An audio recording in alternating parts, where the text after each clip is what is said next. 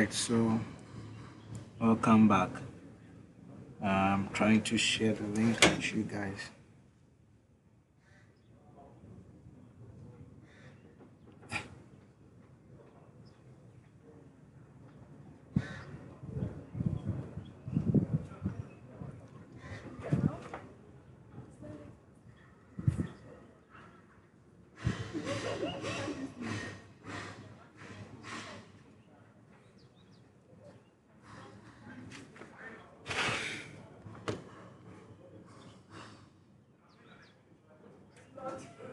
Alright, so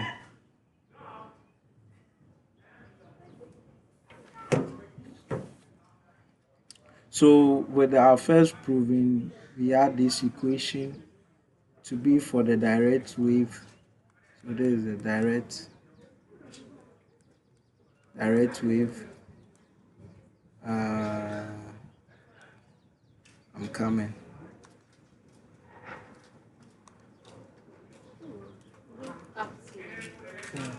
Please, we were wondering if you had a key to this one. We want a chair.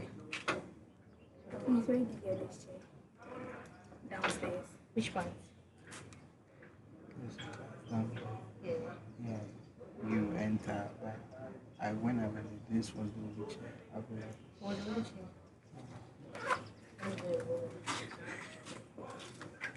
So we had this for the reflected wave. Then we also had this for the refracted wave. And we said among this and this will arrive earlier than this. And so the contest was now between the direct wave and the refracted wave. Now, to know which of these waves will arrive first, we are going to represent them graphically and see. We're going to represent them graphically and see which one of them will arrive first. So, if you take, for instance, the direct wave, the time equation is x over v, and you compare it with our normal equation of a line, you realize that if, let me give a different color so that we can, if t is our y and if x is our x here, then it means that y is equal to t1, our x is still our x, our m is 1 over v, that is v1, right? And our c is equal to 0 because here it's plus 0, that is there. So we can plot this as an equation of a straight line. So we have this. And if the y-intercept is 0, it means that it's going to pass through the origin, right? So in plotting this, you're going to have something as this. So this is this is t, and this is what? X. And so this equation is what? T1 is equal to x over what? V1. Now let's take the refracted wave, comparing it with y is equal to mx plus c. So we can see that t3 is our y, our m is 1 over v2, and our c is this whole equation. Do you get it? Now, from what we derived, we realize that layer 2, the density of layer 2 was greater than the density of layer 1, right? And so it means that the velocity of layer 2 will be greater than the velocity of layer 1. Now, if the velocity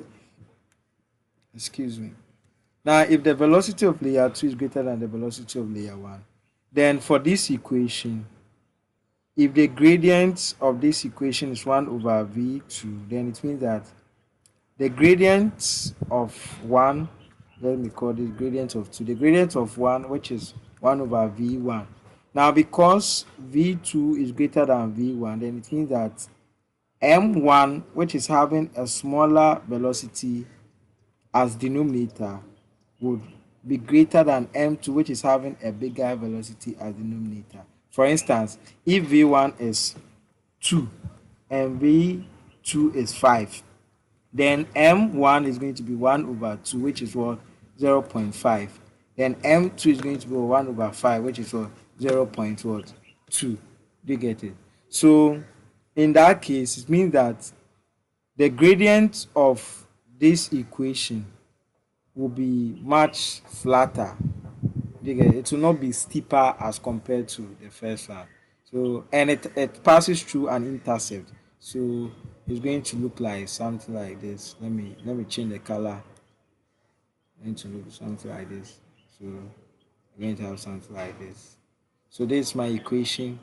T3 is equal to what?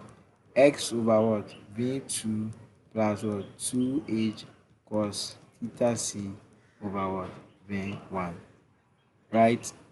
Now, what it means is that, let me explain this graph. What it means is that when the seismic wave was generated, these are time, the time it got to the geophone. These are the distance of the various geophone. So when it started, the direct wave were the wave that were getting to the geophone first, until it got to this point. Where the direct wave and the refracted wave met. Now from there, the refracted wave got to the geophones before what? The direct wave. So after this point, now we call this point the crossover distance, xc, the crossover distance. So the crossover distance is the distance where the refracted wave came to overtake the direct wave. So at that point, they all arrived at the same time, but from that point going, so from this point going, the refracted wave reached the geophones faster than what? The direct wave. So here we cannot say that maybe the direct wave came first. No, what we are saying that before the crossover time, the direct wave got to the geophone earlier, but after the crossover time, the refracted wave got to the geophone also earlier. So if we have a table of data of our time and our distance, that is our offset distances, and we plot, we are going to get this. Now at this ti, that is our intercept. So our ti is equal to our 2h cos theta c over what? V1. Then also at xc, what happens at xc? T1 is equal to T2. So we are going to look at an equation for these guys, because in questions we are going to find our h and we are going to find our xc and the rest. So we are going to take data, plot them, but before that we will do some derivation and see how we go about things, right? So let's go down. Let's come here and see something. So let me redraw the graph. At this point.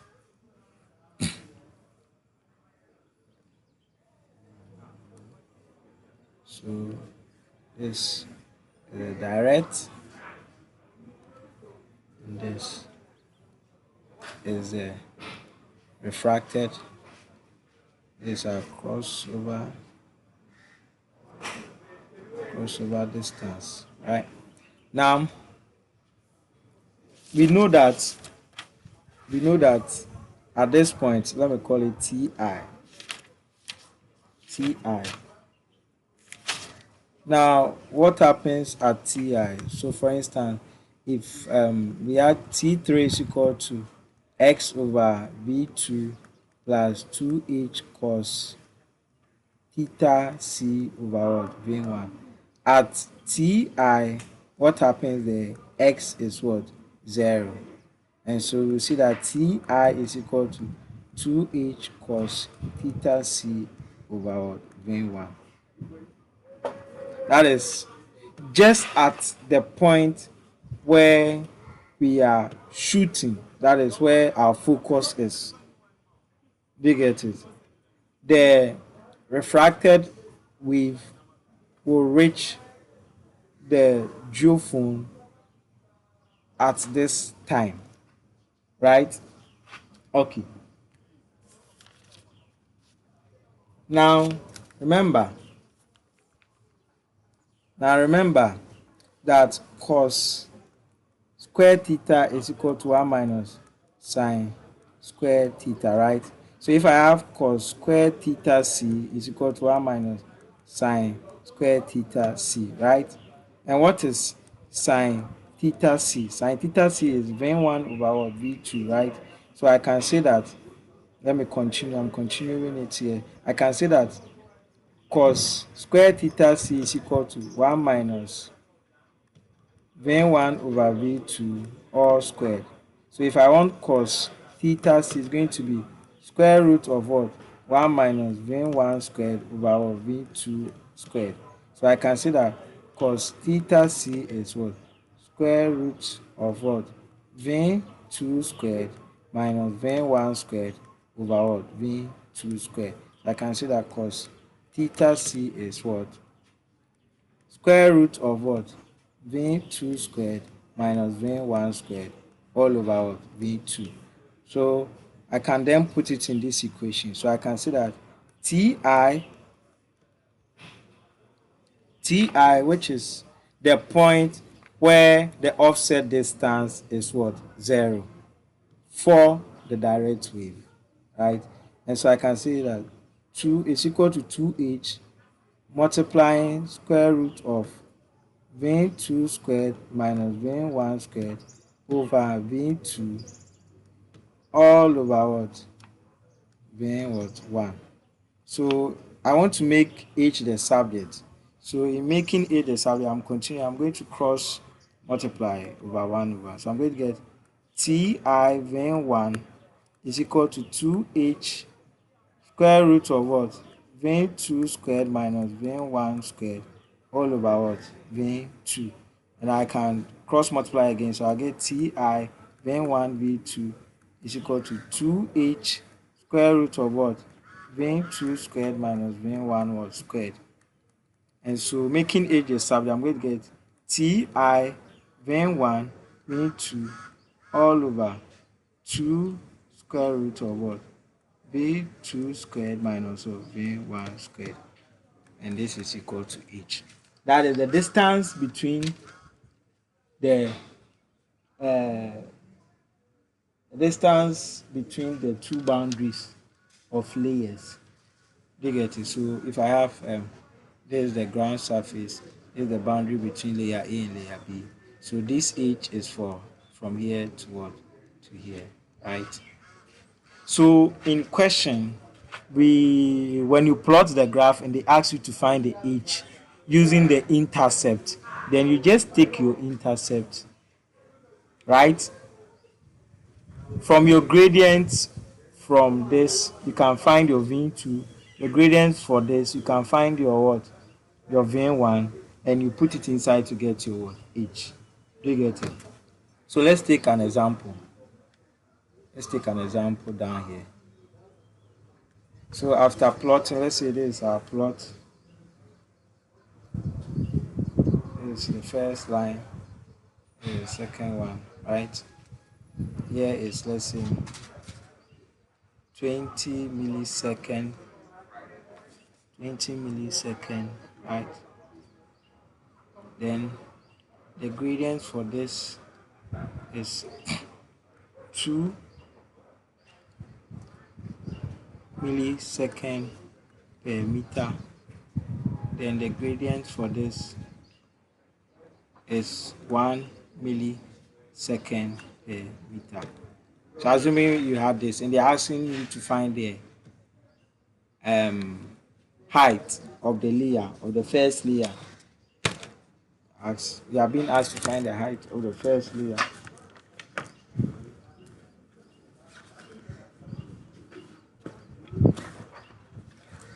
Oh, sorry, I have my calculator here. So it's simply going to be using the intercept Ti V1 V2 over 2 square root of V2 squared minus V1 squared, right? And so first of all, we need to find V1 and V2. So we know that gradient for 1 is what? 2 millisecond per watt meter, right? And so we know that M1 is equal to 1 over V2, right? And so if I want, sorry, V1. So if I want V1, it's going to be 1 over M1, right? And so V1 is going to be 1 over 2 by 10 to the power negative 3 second, then watt meter. So V1 is going to be 1000 over 2. This is going to give us 500 meters per second. Then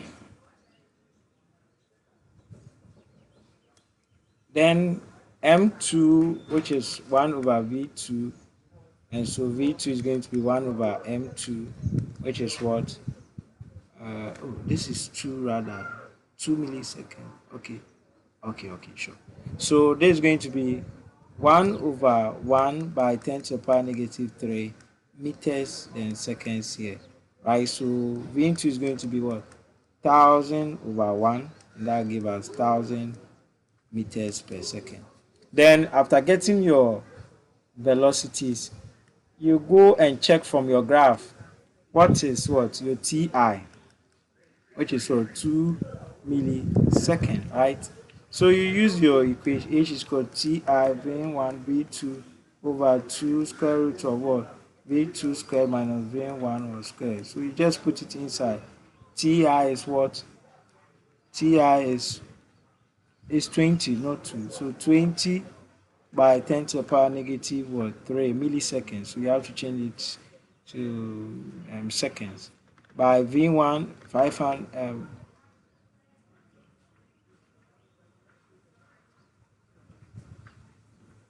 V1 500 V2 1000 over 2 by square root of what?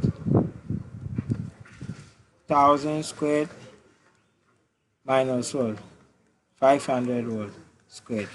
And that will give you your answer. So 2 cancel here, 10, right? This 0, so clear this 0. So I'll be left with what? 5, 0, 0, 0 over what? Over square root of what? 1000 squared minus 500 squared. So you just do this computation. Let me see what we'll get.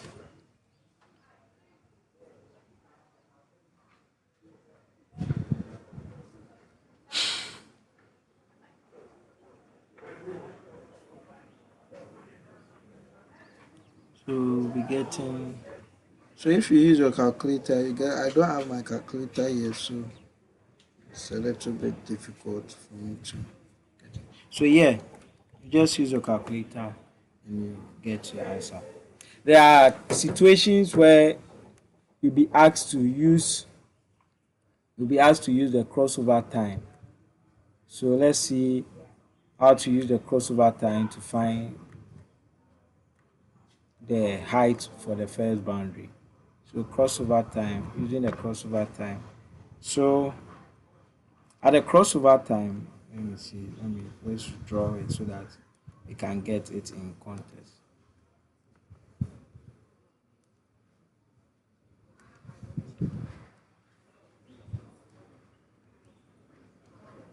So this is the crossover time xc. So finding the height of the first boundary at the crossover time. Now at the crossover time xc, what happens? T1 is equal to T3, right?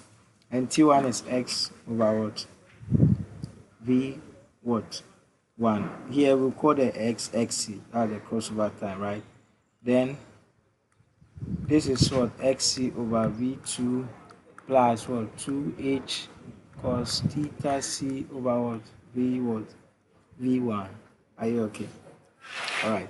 So then I can bring these guys here. So I can say xc over V1 minus xc over what? V2 is equal to 2h cos theta c over V1. Now, the last time we said that cos theta c is equal to square root of what? V2 squared minus what? V1 squared over what?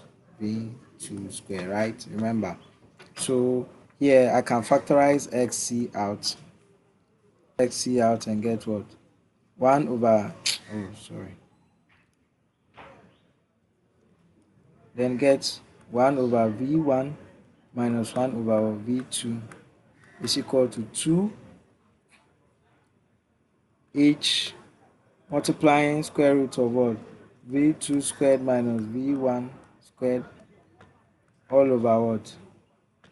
Or this supposed to be V2 all over V1 by what? V2. So I brought this guy inside, right? So I'm going to get, let me continue it here. I'm going to get xc multiplying V2 minus V1 over V1 V2. So this, I perform the operation here, which is equal to 2h square root of V2 squared minus V1 squared all over what? V1 V2. So this will cancel this, right? And so I'm going to get xc multiplying V2 minus V1, and it's equal to 2h multiplying square root of V2 squared minus V1 squared. And so I'm going to get h to be equal to xc V2 minus V1 all over 2 multiplying square root of what? V2 squared minus what? V1 squared. So this is the equation that you use if you are asked to find height the height of the first boundary using the height of the first layer using the crossover time. So this is what you use. So we have the first one, the height using the intercept. So V1 V2 over what? 2 square root of what? V2 squared minus V1 squared. If it is the crossover, you're going to get xc V2 minus V1 over what? 2 square root of what? V2 squared minus what? V1 squared. So these are what you are going to use. You get it? Yeah. So basically, that's it. When you are giving questions. Now, what I will also say is learn how to prove for multi-layers. How to prove the time. Yes, the time for multi-layers. Very important. So we will move on to reflection in seismology. I think we've already talked about it, but we've not looked at the plotting of graph in that one. So we look at that one, and when we are done, we'll look at the gravitational force of attraction.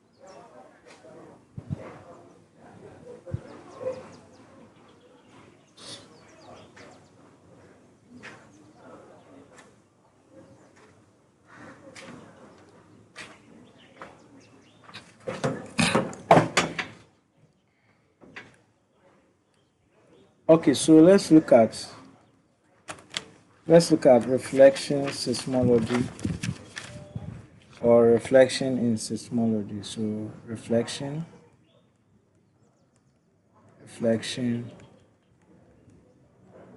in seismology.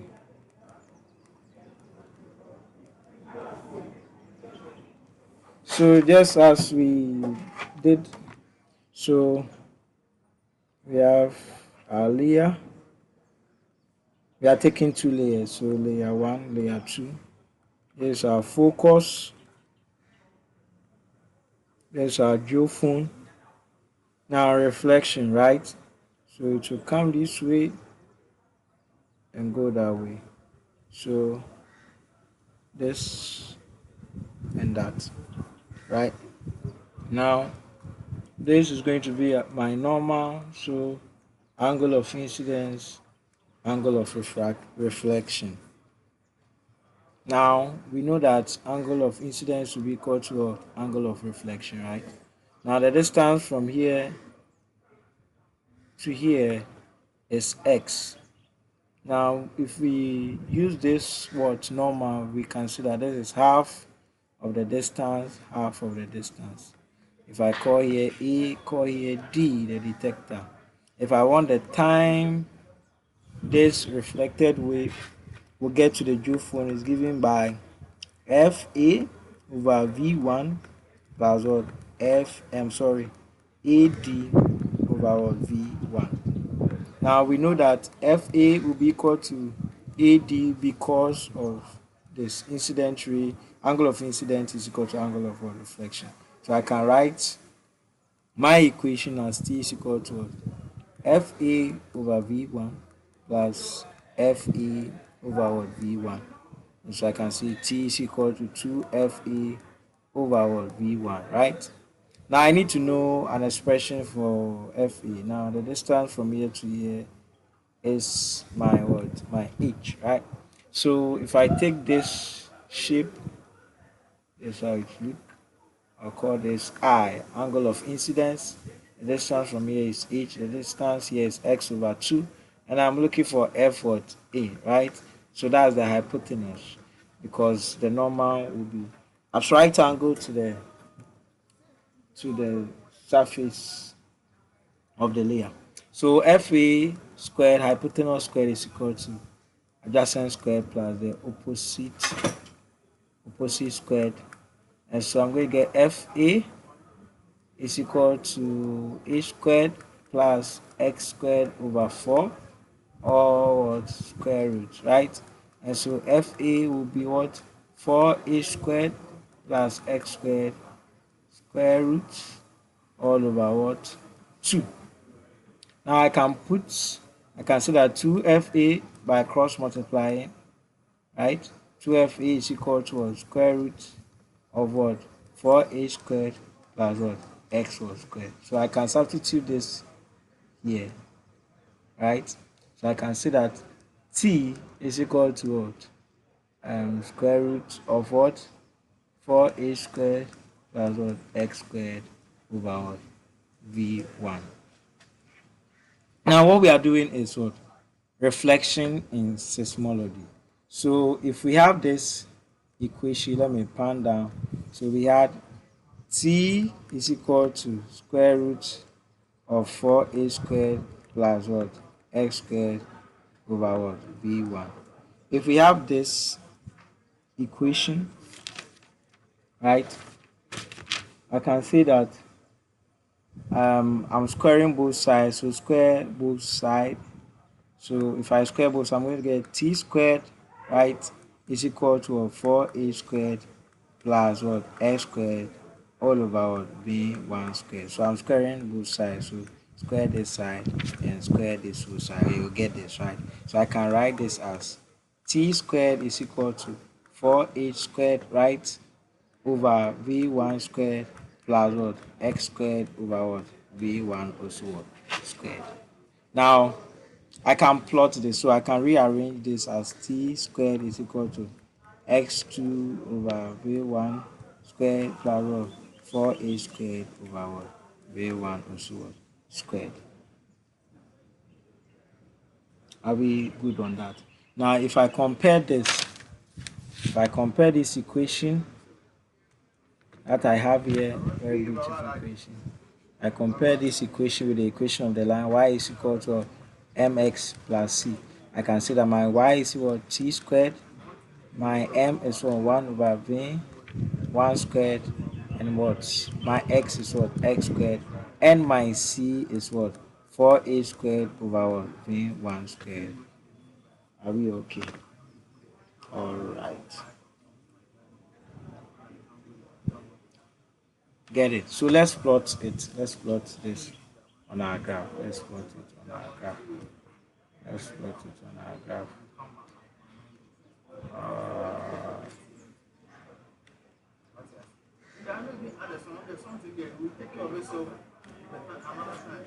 Let's plot this on our graph from coming.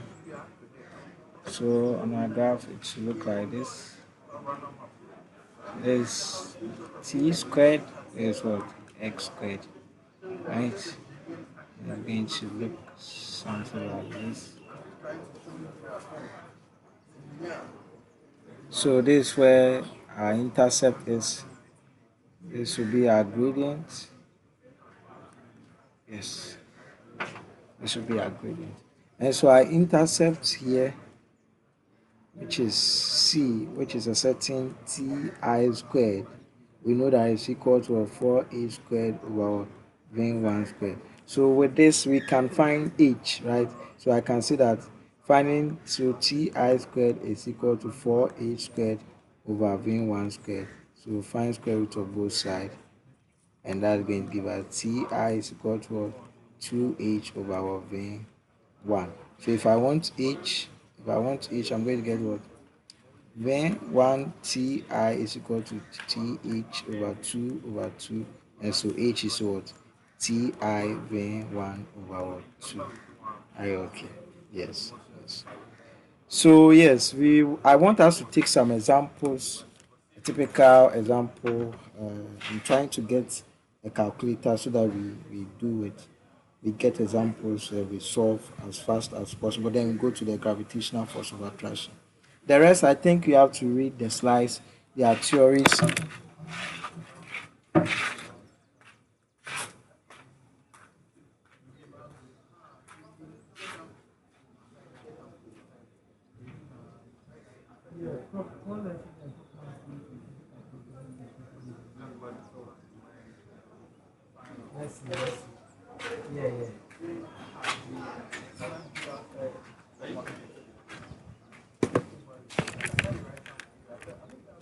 Yeah, so I think I've gotten some calculator. So we are going to take one on the refraction and one on the reflection.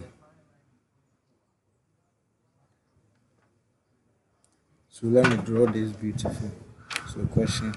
So assuming, so if maybe they give you the data and ask you to plot, or the data has been plotted, but I believe that if they give you the data to plot, it's very easy, right? So let's take for the first time, let's take how do you call it? Refraction, refraction seismology, right? Then we have this graph. So after plotting your graph, you have something like this.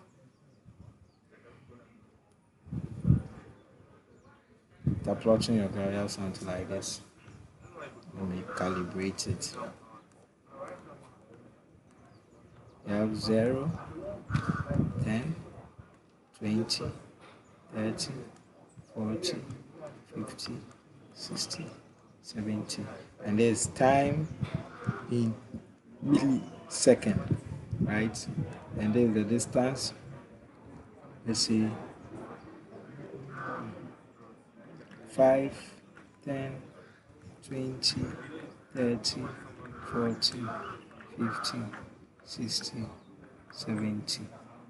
Then the first one, after plotting, you have something like this, right?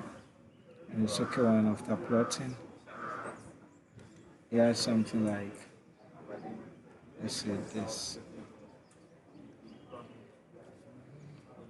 So yeah, so the first thing you'll be asked is to find one, the velocity of the wave in layer 1 and layer 2. Then the second one, using both using both the intercept and the crossover distance. Find the thickness of layer 1. Now, from the graph that we have, it tells us that it's only 2 layers. That's why we have only 2 lines.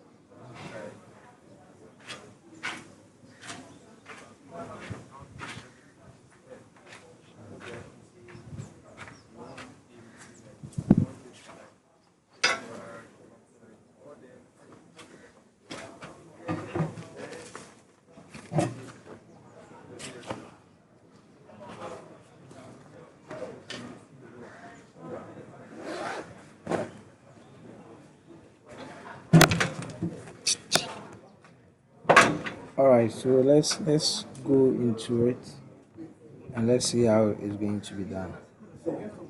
So solution. First of all, we need a gradient. So gradient for this will be the one that passes through the origin will be for your direct wave. So just get a very big triangle and use it. So take the point. So the point here, let me call it A1. So A1, the point there is around, let's say 35 for the X, and the Y I'll say around 63. And the point B, which is here, our X is 5 and Y is what, 15, right? And so we can find our gradient to be what, 63 minus or 15 over what, 35 minus 5, right? And so now this is in millisecond, this is in meters, right? So our distance X is in meters. So we have 63 minus what, 15, that's what, 48 divided by 30. And so 48 divided by 30, that is what, 1.6 millisecond per meter, or you can say it's 1.6 by 10 to the power 3 second, negative 3 second per watt meter. So that is the gradient for the first one. So when we get the gradient for the first one,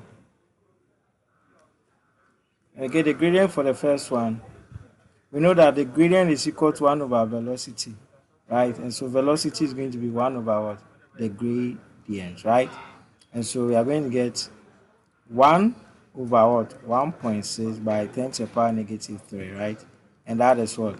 1000 over what? 1.6. And this will give us what? 1000 over 1.6. Let's find out. 1000 divided by 1.6. And that is what? 625 meters per second. Then we will go, so that this is the velocity for the first one. Then we'll go for the second one. So this is it, the second, that is the refracted wave. We just take a big triangle and find our gradient. So let me call my point C and my point what? D. So for my point C, let me write it here. Point C, what are the points, the coordinates there? I'll say, let's say 55 for X and around 49 for the T. Then my point, oh, it's D, it's supposed to be D because B is already there. Point D, I'm around 7 for my X. Trace it down. Around 7 for my X. Then I'm about 39 for my Y.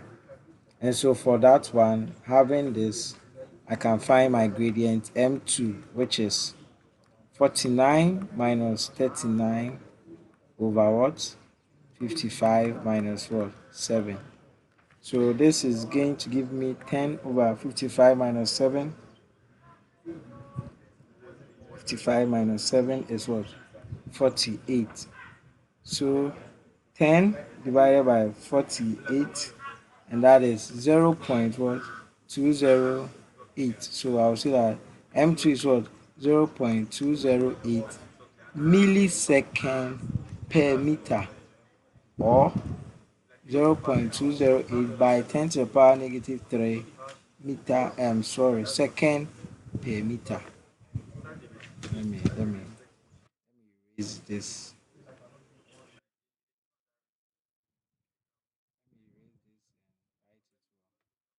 Going to give us what?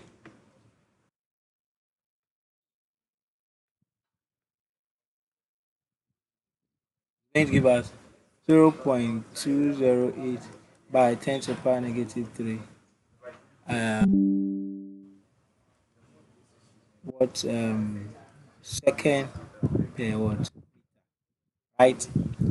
Now, if I want to find, we know that M2 is what? 1 over V2. And so V2 will be what? 1 over what? M2. So that is what? 1 over what? 0.208 by 10 to the power negative 3.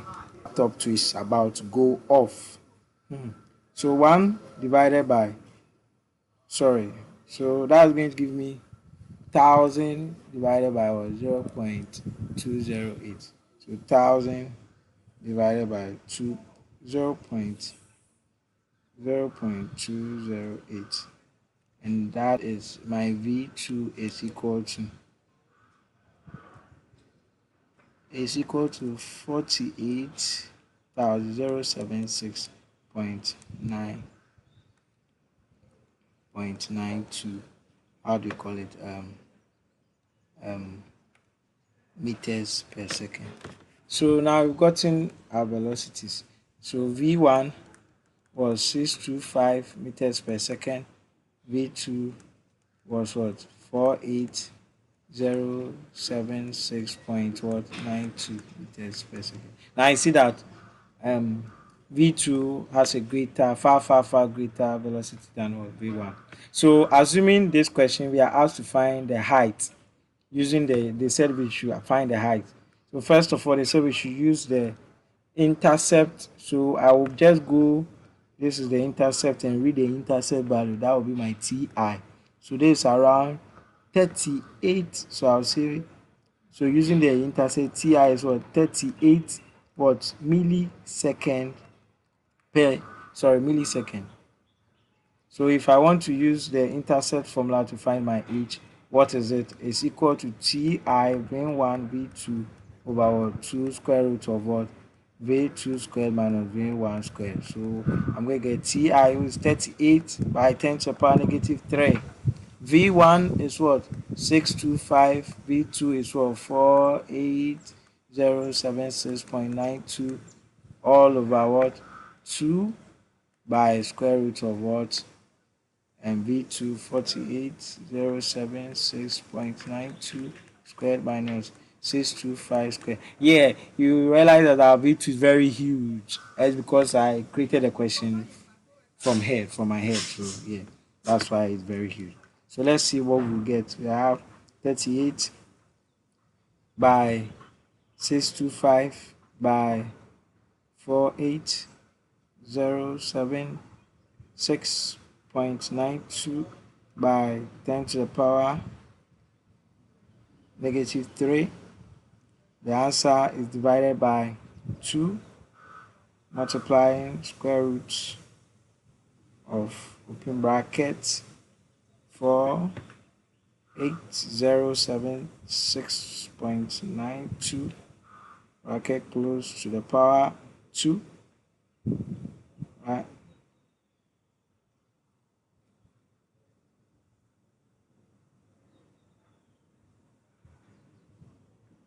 Minus this 625.